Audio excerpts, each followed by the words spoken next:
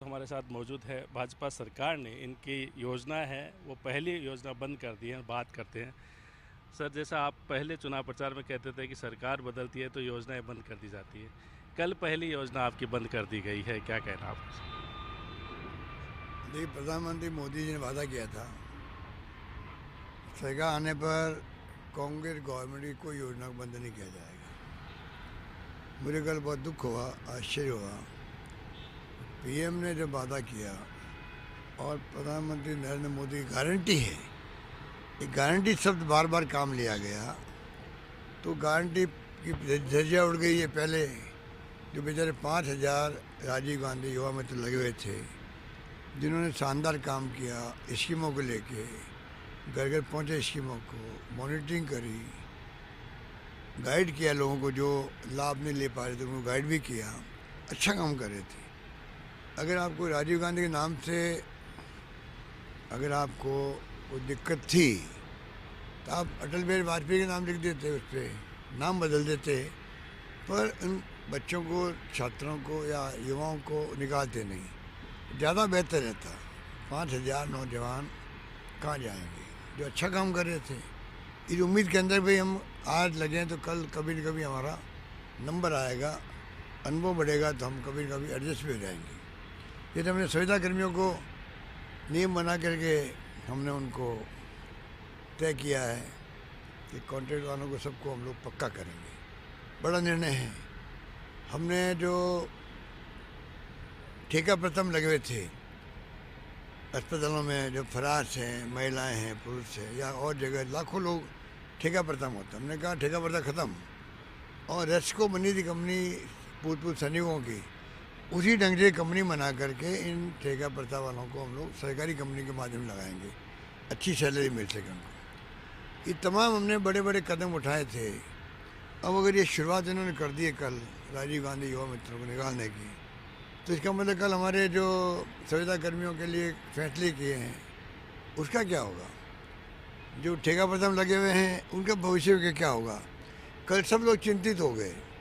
इसलिए मैंने मुख्यमंत्री महोदय से कहा कि आप स्पष्टीकरण करो कि आपकी मंशा क्या है हमारी योजनाओं के बारे में। तो कल स्पष्टीकरण किया भी था, तो वो स्पष्टीकरण पूरा नहीं है। हर रोज़ कोई न कोई पूछते रहेंगे तो अच्छा भी नहीं लगता है। नई नई गवर्नमेंट बनी है, अभी तो इनका मंत्रिमंडल नहीं बना है, तो बार बार हमारा पूछने में उचित नहीं है, अच्छा भी नहीं लगता है। थोड़ा मौका देना चाहिए मुख्यमंत्री को कि वो अपना काम संभाले।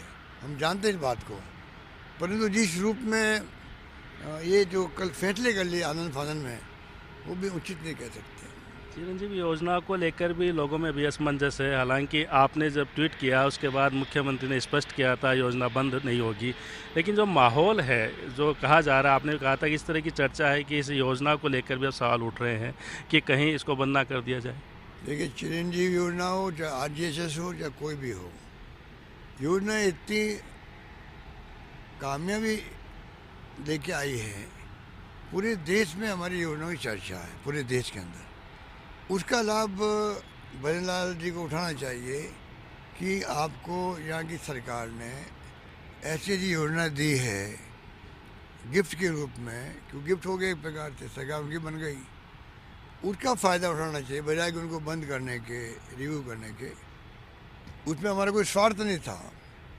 पब्लिक इंटरेस्ट के अंदर सारे फैसले हमारे हैं, करीब 180 फैसले होंगे मेरे ख्याल से, ज़्यादा कम भी हो सकते हैं। वो तमाम फैसले राजस्थान के पब्लिक के इंटरेस्ट के फैसले हैं। इनको रिसर्च करवानी चाहिए और मैं समझता हूँ उसके बाद में आगे बढ़ना चाहिए। तो इनके खुद के इंटरेस्ट के अंदर है। हर राज्य में हमारी स्कीमों की चर्चा हो रही है। मैं बार बार बोलता था, ऊपर से मोदी जी ने कह दिया ये मेरी गारंटी है, तो गारंटी निभाओ। अभी जो रैली हो रही है, मैं जा रहा हूँ नागपुर, उसका नाम है है तैयार हम, है तैयार हम के नाम से लाखों लोग इकट्ठे हो रहे हैं। एक नई शुरुआत होगी। 28 दिसंबर जो कांग्रेस का स्थापना दिवस भी है, उस वक्त पूरे देश के अंदर, हर गांव में, हर ब्लॉक में, जिलों में, प्रदेश के अंदर सब जगह पर कोई न कोई प्रोग्राम होंगे। नागपुर की बड़ी रैली का अपना एक महत्व है, एक मैसेज आएगा और मैं उम्मीद करता हूँ आने वाले वक्त में इंडिया गठबंधन जो बना है वो कामयाब हो और लोकतंत्र को बचाएं, जो संविधानिक धज्जियाँ उड़ रही है उससे छुटकारा मिले, एजेंसियों का जो उपयोग दुरुपयोग हो रहा है वो बंद हो। तो लोकतंत्र में तो पब्लिक झटका देती है तो ही जाके संभलते हैं जो सत्ता में लोग होते हैं वो। मैं उम्मीद करता हूँ कि ये बहुत बड़ा लोकतंत्र का जश्न आ रहा है, उत्सव आ रहा है। उसको जनता को चाहिए कि इनको सबक सिखाए जो अहम घमंड में एक तो आगे बढ़ गए हैं कि जैसे कोई राम मंदिर इनका कोई पर्सनल प्रॉपर्टी हो, बन रही हो, ऐसा बिहेव कर रहे हैं।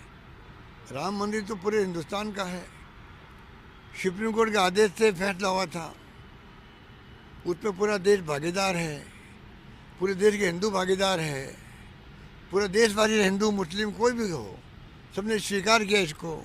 हिंदू मुस्लिम सिख ईसाई फारसी जैन सबने फैसले को स्वीकार किया है, तब जाके मंदिर बन पाया है। अब उस पर आप ऐसा कब्जा किए बैठे हो, उसका आधार बना के आप चुनाव में जा रहे हो, असेंबली में उसको सनातन धर्म को जैसा मानते ही नहीं हो उस प्रकार बिहेव किया। आपने राम मंदिर को खूब पहले ही प्रचार करना शुरू कर दिया है। ऐसा माहौल बनाया जा रहा था कि इनका पर्सनल एजेंडा है या पर्सनल प्रोग्राम है, जबकि पब्लिक का प्रोग्राम होना चाहिए। ये इस प्रकार से आप क्या देना चाहते हो मैसेज, ये उचित नहीं है।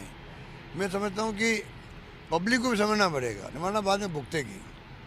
पब्लिक को तकलीफ होगी आने वाले वक्त में, किसी भी परिवार को किसी व्यक्ति को सोच नहीं सकता। तो कहा जाता है बीजेपी तो राम मंदिर के आधार पर चुनाव लड़ेगी लोकसभा का, लेकिन कांग्रेस गठबंधन करके आगे बढ़ रही है। आपको भी एक महत्वपूर्ण जिम्मेदारी दी गई अलायंस करने की, मीटिंग भी आपने करी, उस दिशा में कुछ आगे बढ़ रहे हैं सर?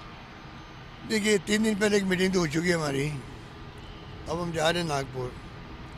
1-2 राज्यों में तो हम वही बातचीत कर लेंगे। भाई 29-30 को हमारी मीटिंगें हैं दिसंबर को दिल्ली के अंदर, तमाम राज्यों के साथ में।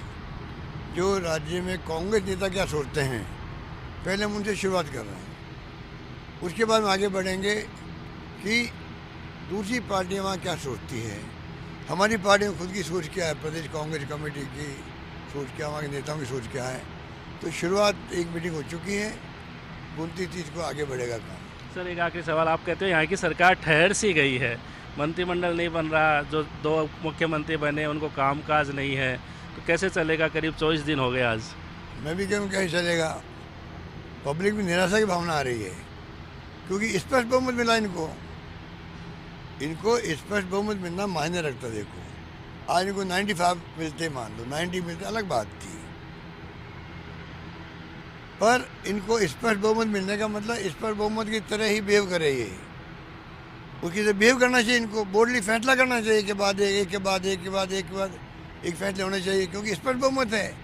जब जनता का मैंडेट मिल गया इनको 115 का, उसके बाद में किस बात का इंतजार कर रहे हैं?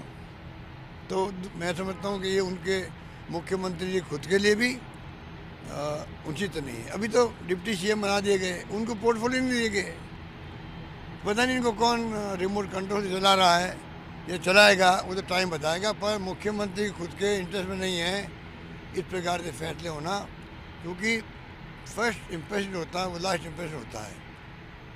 ये फर्स्ट इम्प्रेशन जो है वो अच्छा होना चाहिए, मेरी शुभकामना उनके साथ में है। तो पूर्व मुख्यमंत्री अशोक गहलोत, जिन्होंने विभिन्न मुद्दों पे बात की है और साथ में कहा है कि यहाँ की जो सरकार है उनको ऐसा दिखना चाहिए कि काम कर रही है, क्योंकि पूर्ण बहुमत की सरकार है। साथ में इंडिया गठबंधन को लेकर भी उन्होंने अपनी बात रखी है। कैमरामैन सुरेंद्र सैनी के साथ नरेश।